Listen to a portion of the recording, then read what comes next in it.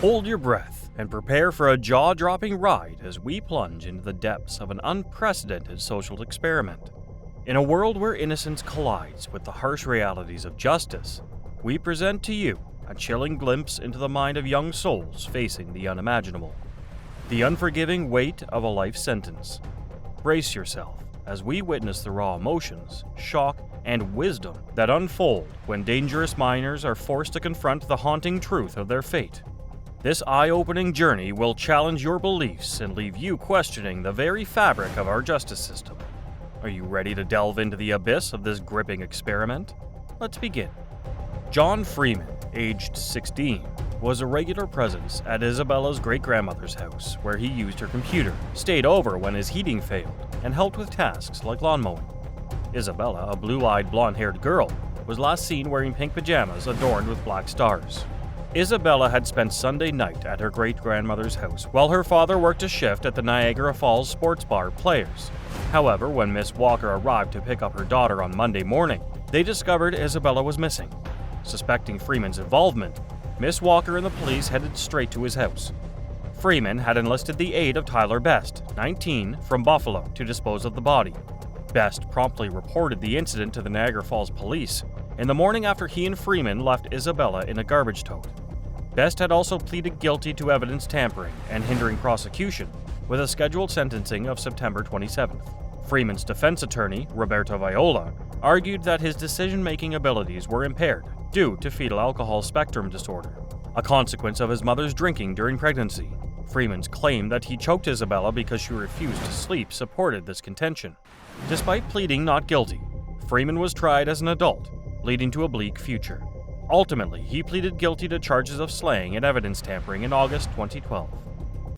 He spoke in cold detail of how, with his bare hands, he murdered a defenseless 5-year-old girl. I'm so sorry to all that family, but nothing can take away from that. Nothing can stay that. I gotta wake up every day with that. So, just ask. Actually, I don't ask. I'm just sorry. Ultimately, he pleaded guilty to charges of slaying and evidence tampering in August 2012. Born to a Jewish mother on September 24, 1998, Nicholas Jacob Cruz was adopted by Linda and Roger Cruz at Margate, Florida. After both adoptive parents died, he became an orphan 3 months before the incident, living with relatives and friends. At the shooting time, Cruz, a GED student and Dollar Tree employee, was part of his school's air rifle team. He had long-standing behavioral issues and shifted between 6 schools within 3 years. In 2014, he was moved to a special needs school, where he was reported to have threatened other students. He was involuntarily admitted to a treatment facility in 2013. The Florida Department of Children and Families investigated him in 2016 after he posted self-harming Snapchat messages and expressed plans to buy weapons. Despite recommendations for an involuntary psychiatric examination, a mental institution agreed. Over the past decade, the sheriff's office received 23 calls about Cruz, including a 2016 anonymous tip about a potential school shooting. On February 14, 2018, the 19-year-old Cruz unleashed a deadly attack at Marjorie Stoneman Douglas High School, Parkland, Florida, claiming 17 lives and injuring 17 more. 2 samples of his blood or less intrusive method for purposes of the DNA bank. You have 30 days to appeal the judgment and sentence of the court. If you fail to appeal within the allotted time period, the mandatory life sentences imposed by the court. During that 30-day period, you will waive said appeal, or you fail to contest the imposition of any of the fees or costs imposed. Mr. Cruz, you are remanded to the custody of the Department of Corrections to complete. I am ordering pursuant to 943-325, the defendant is to submit. Cruz escaped on foot, mingling with other students, and was apprehended uneventfully in Coral Springs about an hour later. On November 2, 2022, he received 34 life sentences without parole, 1 for each victim, to be served consecutively. Verdict was given. We are beyond disappointed with the outcome today. Another gut punch for so many of us. Not now the death penalty, then when? When? I'm stunned. I'm devastated. Nicholas Lindsay, a troubled teenager with a history of grand theft and trespassing, often missed school. Despite his compliance with authorities at school and a different persona off campus, his Facebook revealed a gang affiliation. On February 21, 2011, Officer David Crawford, responding to a potential burglary call, encountered a suspicious person near Tropicana Field late at night. A fellow officer, Donald J. Ziegler, reported gunfire exchange and found Crawford fatally wounded next to his cruiser, reaching for a notepad.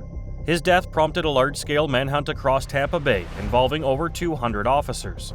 The pursuit ended on February 22, 2011, with the arrest of 16-year-old Lindsay following community tips. Though his initial statements varied, Lindsay later admitted to facts aligning with the police evidence. His trial began on March 19, 2012, with his defense team aiming for a lesser charge. From June to December 2020, Sierra and Guerrero, passionately in love, dated until their parents intervened upon discovering their plan to elope to Los Angeles. Living with her father, Seth, Sierra found herself in a tragic situation that led to Seth's premature death. Mirroring Bonnie and Clyde, the young couple killed Halseth and unsuccessfully attempted to hide their crime by first burning his body, then using power tools, and finally setting the house on fire. They fled in his car carrying his credit cards on their reckless escape. There had been items purchased such as lighter fluid that was used to light the fire.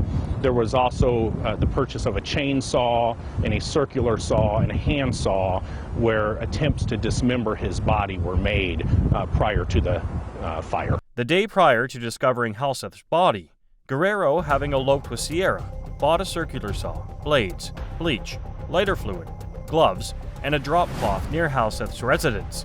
Significant funds were also withdrawn from Halseth's account.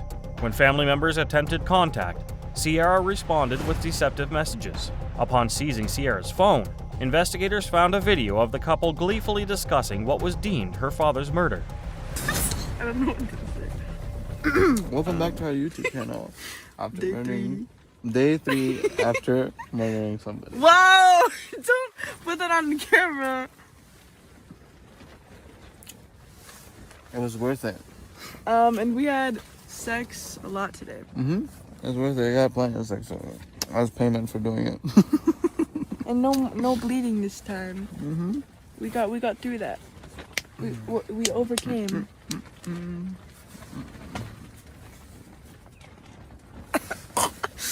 Yeah. So yeah.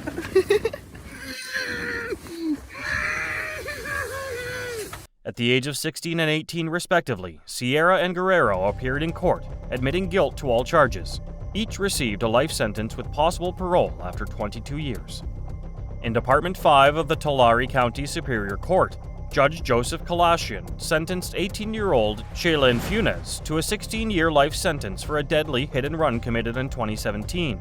Funes was found guilty on second-degree murder and hit-and-run causing death.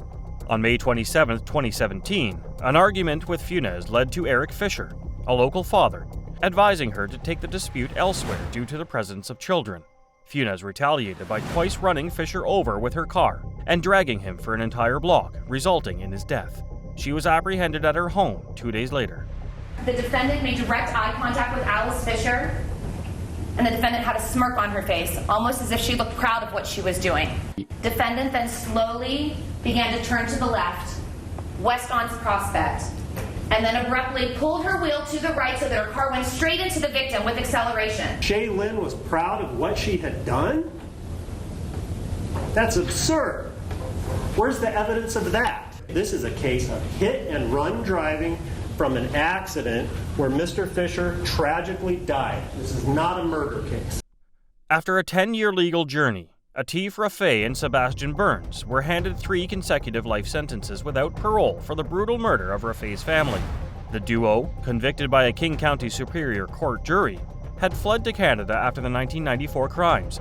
Despite their conviction, both men maintained their innocence, with Rafay expressing deep sorrow for the loss of his family. His speech touched on his admiration for his father, mother, and autistic sister, expressing regret for his youthful embarrassment of her. Judge Martel ruled that Rafay and Burns, both sentenced to life without parole, must cover funeral and legal expenses, as well as investigation costs from Canada and the U.S. Furthermore, they are barred from contact with the remaining Rafay family and can't profit from the crime. Charged with aggravated first-degree murder, They were alleged to have plotted and executed the murder for financial gain. Despite initial resistance from Canadian authorities, they were extradited in 2001 after assurance of no death penalty. Defense argued they found the bodies and were unfairly targeted, while other suspects were overlooked. The trial had odd turns, such as Burns receiving a new attorney due to alleged misconduct with his previous wife. Teenager Martise Fuller, convicted of murdering his ex-girlfriend, Kaylee Juga, and attempting to kill her mother, was sentenced to life in prison without parole by Judge Mary K. Wagner. The judge declared Fuller, who blamed the victims for his school expulsion and removal from the football team, a very dangerous and damaged human being. Prosecutors alleged that Fuller, 15 at the time, had planned the crime meticulously, even having a relative dispose of the gun used in the attack.